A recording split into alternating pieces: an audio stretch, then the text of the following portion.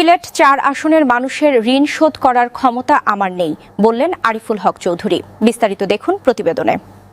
সিলেটের সীমান্ত জনপদ গোয়াইনঘাট, জৈন্তাপুর ও কোম্পানীগঞ্জের অবহেলিত জনগোষ্ঠীর উন্নয়নের দায়িত্ব এখন আরিফুল হক চৌধুরীর কাঁধে।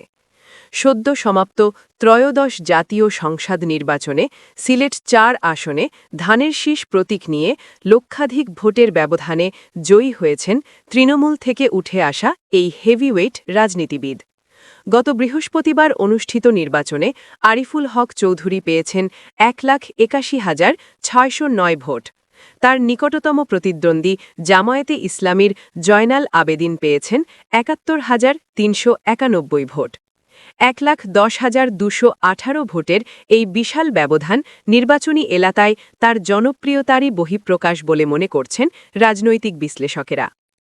আরিফুল হক চৌধুরী কেবল একজন রাজনীতিবিদ নন, বরং সিলেটের উন্নয়নের কারিগর হিসেবে পরিচিত।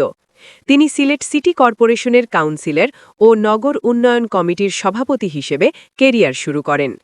সাবেক অর্থমন্ত্রী এম সাইফুর রহমানের অন্যতম ঘনিষ্ঠ সহযোগী হিসেবে সিলেটের বড় বড় উন্নয়ন প্রকল্পে তিনি গুরুত্বপূর্ণ ভূমিকা পালন করেন।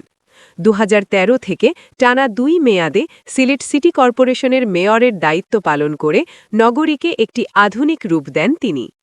অগ্রাধিকার ভিত্তিতে উন্নয়ন পরিকল্পনা।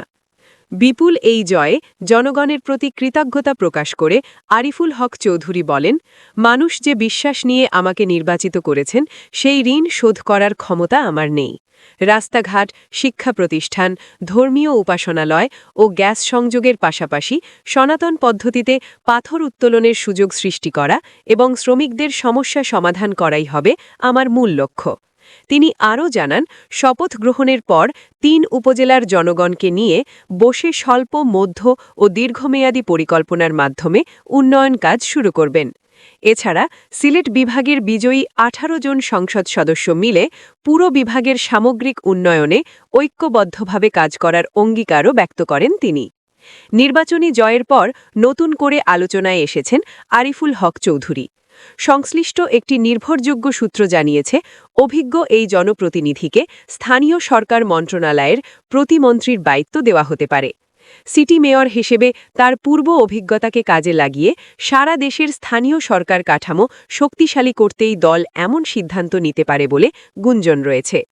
সিলেটের জামাই হিসেবে পরিচিত বিএনপি চেয়ারম্যান তারেক রহমানের প্রতি সম্মান দেখিয়ে সিলেটের মানুষ ধানের শীষে ভোট দিয়েছে উল্লেখ করে আরিফুল হক চৌধুরী বলেন, দীর্ঘদিনের বঞ্চনার অবসান ঘটিয়ে আমরা সিলেটকে একটি আদর্শ জনপদ হিসেবে গড়ে তুলব।